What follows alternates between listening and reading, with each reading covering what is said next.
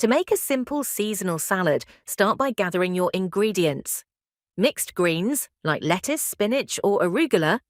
Seasonal vegetables, such as tomatoes, cucumbers, bell peppers, carrots. Fruits, like strawberries, apples, or oranges. Nuts or seeds, such as almonds, walnuts, or pumpkin seeds.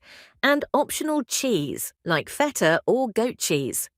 Wash and chop your greens and vegetables into bite-sized pieces. Slice your fruits and cheese if using.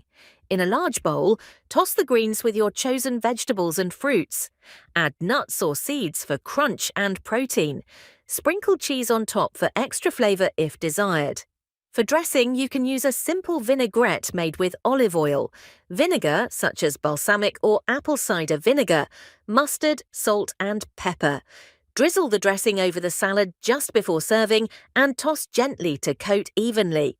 Voila! Your delicious and nutritious seasonal salad is ready to enjoy. Adjust the ingredients based on what's available and in season for a fresh and vibrant dish.